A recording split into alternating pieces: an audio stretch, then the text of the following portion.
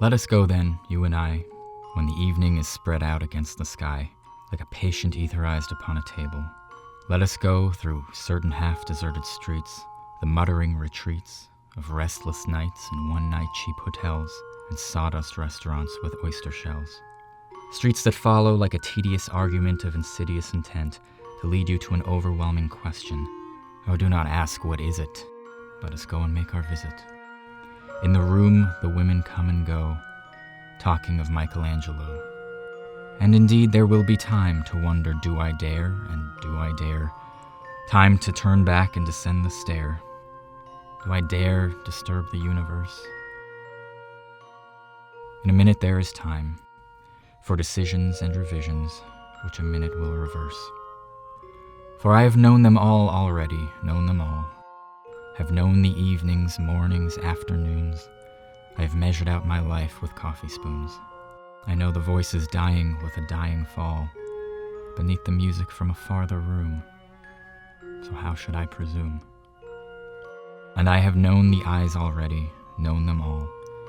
The eyes that fix you in a formulated phrase, and when I am formulated, sprawling on a pin, when I am pinned and wriggling on the wall, then how should I begin to spit out all the butt ends of my days and ways?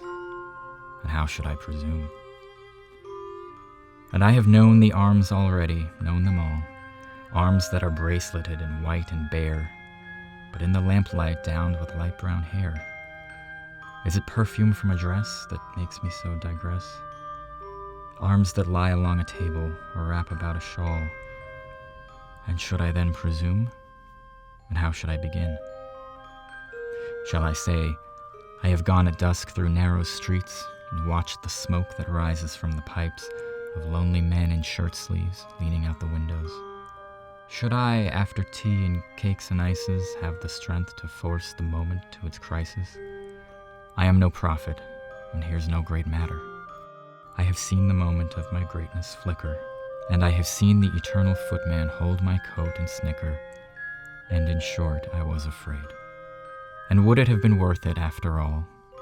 After the cups, the marmalade, the tea, among the porcelain, among some talk of you and me, would it have been worthwhile to have bitten off the matter with a smile, to have squeezed the universe into a ball, to roll it toward some overwhelming question? Would it have been worthwhile, after the sunsets and the dooryards and the sprinkled streets, after the novels, after the teacups, after the skirts that trail along the floor, and this and so much more? It is impossible to say just what I mean. Shall I part my hair behind? Do I dare to eat a peach? I shall wear white flannel trousers and walk upon the beach. I have heard the mermaids singing, each to each. I do not think that they will sing to me. I have seen them riding seaward on the waves, combing the white hair of the waves blown back, when the wind blows the water white and black. We have lingered in the chambers of the sea, by sea girls wreathed with seaweed red and brown, till human voices wake us, and we drown.